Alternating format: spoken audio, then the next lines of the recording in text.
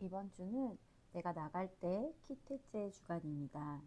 이번 주에는 회개에 대한 구절이 많이 눈에 띄었습니다. 신명기 23장 1절 고환이 상한 자나 음경이 잘린 자는 여호와의 총회에 들어오지 못하리라. 여기서의 고환은 다카입니다. 시편 34편 18절에 여호와는 마음이 상한 자를 가까이 하시고 충심으로 통회하는 자를 구원하시는도다 라고 말할 때 여기서 통회하는 자가 고함과 같은 단어인 다카입니다. 그리고 음경은 쇼프카, 쏟아내다인데 사무엘상 1장 15절 한나가 대답하여 이르되 내 주여 그렇지 아니하니이다. 나는 마음이 슬픈 여자라. 포도주나 독주를 마신 것이 아니요 여호와 앞에 내 심정을 통한한 것뿐이오니. 여기서 심정을 통하다가 음경과 같은 쇼프카예요. 둘 다 회개를 말하는 단어입니다. 그래서 고환이 상한 자나 음경이 잘린 자는 통회하는 마음이 없는 자를 가리킵니다. 그런 자는 여호와의 총회에 들어오지 못한다는 것입니다. 그래서 이번 주 브리타다샤 고린도전서 5장을 보면 너희 중에 음행이 있다 함을 들으니 그런 음행은 이방인 중에서도 없는 것이라. 누가 아버지의 아내를 취하였다 하는도다. 그리하고도 너희가 오히려 교만하여져서 어찌하여 통한이 여기지 아니하고 그 일 행한 자를 너희 중에서 쫓아내지 아니하였느냐. 통한이 여기지 않았다고 합니다. 회개하지 않았음을 바울이 책망하죠. 예전에는 이 구절을 읽을 때 죄를 지은 사람을 그냥 두었나 보다 라고 가볍게 생각하고 넘어갔었는데 이번에 다시 읽으니 좋은 게 좋은 거고 그 사람도 불쌍하다.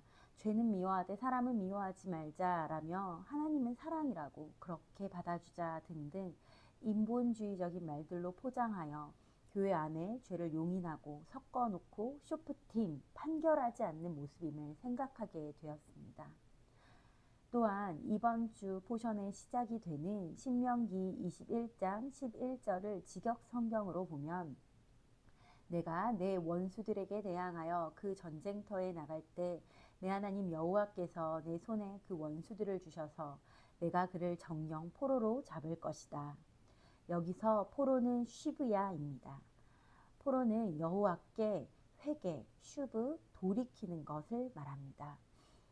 한 사람이 하나님의 자녀가 되는 것을 우리는 전쟁이라고 합니다.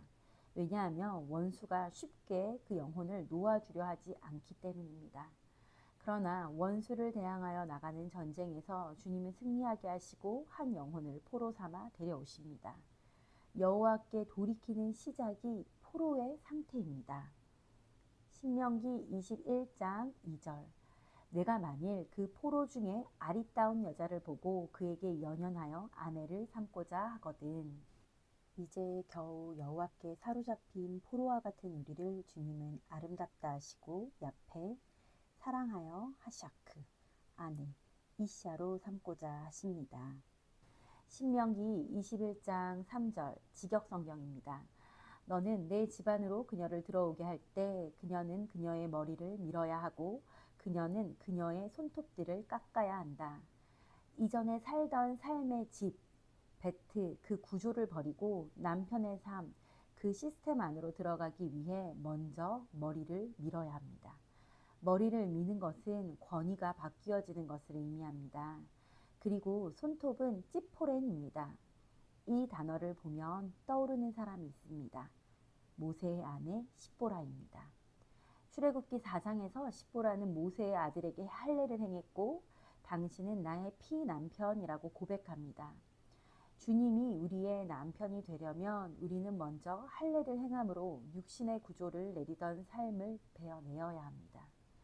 회개에는 합당한 열매를 맺어야 한다고 세례 요한이 이야기했었는데 여호와께 돌이키는 포로는 바로 이렇게 그리스도의 권위 아래 살기로 결단하고 이전에 살던 육신의 삶의 구조를 베어내고 남편의 집의 구조 안으로 들어가는 것입니다. 신명기 21장 13절입니다. 또 포로의 의복을 벗고 내 집에 살며 그 부모를 위하여 한 달 동안 애곡한 후에 내가 그에게로 들어가서 그의 남편이 되고 그는 내 아내가 될 것이요.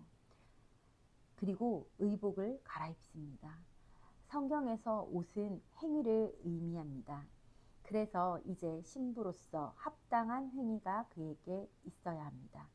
그리고 이전의 삶을 떠남으로 한 달을 그 부모를 위하여 애곡한 후에 남편의 아내가 됩니다. 그런데 참 희한한 일이 생깁니다. 신명기 21장 14절입니다. 그 후에 내가 그를 기뻐하지 아니하거든 그의 마음대로 가게 하고 결코 돈을 받고 팔지 말지라. 내가 그를 욕보였은즉 종으로 여기지 말지니라. 신랑의 마음에 신부가 더 이상 기쁘지 않습니다. 그럴 때는 그를 마음대로 보내주라고 합니다. 이때 그의 마음대로 보내주라는 것은 네페시 샬라흐입니다. 혼을 보내줍니다. 그리고 돈을 받고 팔지 말라고 합니다. 아내로 살았던 여인은 더 이상 죄의 노예는 아니기 때문입니다. 그래서 신랑을 떠난다 해도 다시 애굽의 종 사망의 노예가 되지는 않습니다. 이 말씀에 대한 의문은 하프타라인 이사야 54장을 통해 깨닫게 됩니다. 5절 너를 지으신 이가 내 남편이시라. 그의 이름은 만군의 여호와이시며 내 구속자는 이스라엘의 거룩한 이시라.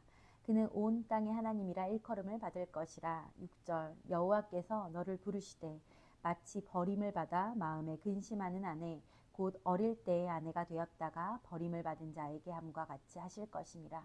내 하나님께서 말씀하셨느니라.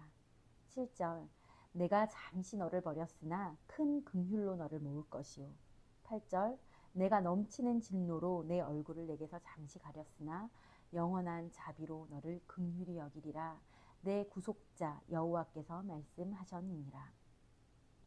신명기 21장 14절의 일은 어릴 때의 아내가 되었다가 버림받은 자에 대한 이야기입니다. 왜 하나님이 아내를 버리셨을까요? 그녀를 기뻐하지 않았다고 합니다. 하나님이 사람을 기뻐하지 않아서 이혼했던 일이 바로 에덴에서 있었습니다. 그분의 명령과 법도를 행하지 않을 때 주님은 우리를 기뻐할 수 없습니다.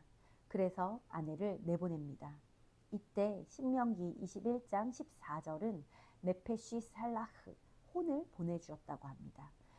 그래서 저는 이것이 혼의 구원에 대한 이야기라는 생각이 들었습니다. 우리의 혼, 생각과 감정과 의지가 주님 앞에 계속 구속되지 못하면 하나님은 우리를 잠시 떠나보낼 수밖에 없습니다. 그리고 여기서 욕보였은즉은 아나인데 괴롭히다, 대답하다와 더불어 겸손하다, 훈련하다, 약해지다의 의미가 있습니다. 또 종으로 여기지 말라고 합니다. 종은 아마르인데 우리가 오순절을 기다리며 세웠던 오메르와 같은 스펠링입니다. 단으로 묶다, 곡식을 모으다 라는 의미가 있습니다. 종으로 여기지 말라는 것은 아마르가 아니라는 것입니다. 훈련의 시간은 보냈지만 여전히 아마르, 나의 관점을 죽음에 넘기지 못한 상태. 이것이 신랑이 기뻐하지 못해서 내보내야 하는 아내의 상태입니다. 또한 이번 주 포션의 가장 중심에 있는 구절이 신명기 23장 12절 13절입니다.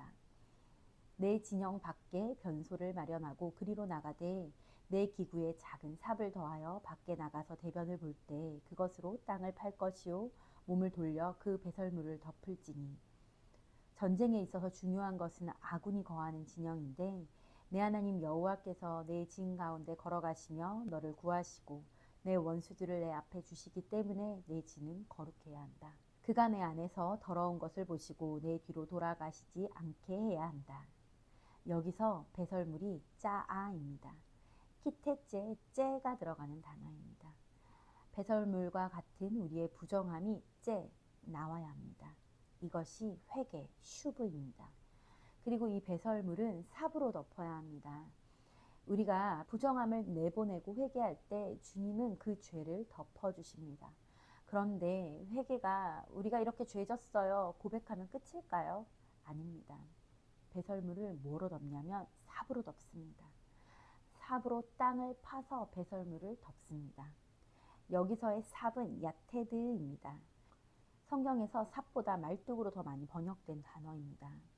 사사기 4장 21절 그가 깊이 잠드니 헤벨의 아내 야엘이 장막 말뚝을 가지고 손에 방망이를 들고 그에게로 가서 가만히 말뚝을 그의 관자놀이에 박음에 말뚝이 꿰뚫고 땅에 박히니 그가 기절하여 죽으니라. 야엘이 시스라의 관자놀이를 말뚝 야테드로 박아 죽입니다.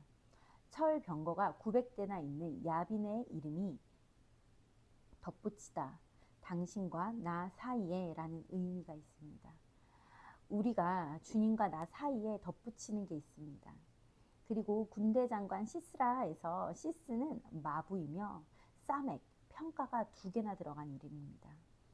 시스라라는 단어에서 2개의 평가를 제거하고 나면 야레, 여호와를 경외하다 할 때 이 야레라는 단어가 남습니다. 야레는 두려워하다, 경외하다예요. 시스라가 경외하고 두려워하였던 건 말과 병거였으며 자신의 평가, 자신이 높아지는 것이었습니다. 또한 말은 당시에 전쟁에 승리할 수 있는 힘, 권력 등을 상징하기도 했습니다. 시스라는 여호와 하나님이 아니라 이러한 것들을 경외하고 두려워하였던 것입니다. 그래서 야엘이 시스라의 관자놀이를 칩니다. 관자놀이, 뺨을 의미하는 라카는 감정이 드러나는 곳이기도 하며 템플이라는 의미가 있습니다. 하나님과 나 사이에 자꾸 야빈처럼 덧붙이고 집어넣었던 건 라카, 그 감정이기도 하고 템플, 내가 우상 삼은 것들이기도 합니다. 나의 감정이 좋을 때는 또 내 생각에 따라 움직이려는 그런 악한 습관이기도 하며 하나님보다 더 경외하는 것들이기도 합니다. 어떠한 신을 섬길 때 우리는 그것을 두려워함으로 섬기게 됩니다. 그래서 야엘이 시스라의 관자놀이를 친 것입니다. 키테째, 이번 주간 주님은 계속해서 우리에게 회개를 말씀하십니다. 회개합니다. 잘못했어요. 이 말이 끝이 아니라 회개에 합당한 열매를 맺는 것은 우리는 야엘처럼 우리 안에 여호와를 경외하지 않는 관자놀이를 야테드, 말뚝으로 쳐야 합니다. 그렇게 회개함으로 야테드, 삽으로 배설물을 덮어야 합니다. 우리의 혼, 생각과 감정과 의지가 다시 주님께 구속되도록 말입니다. 그러면 주님이 이사야서 54장의 말씀처럼 우리를 큰 긍휼로 다시 모으시고 영원한 자비로 긍휼히 여길 것입니다.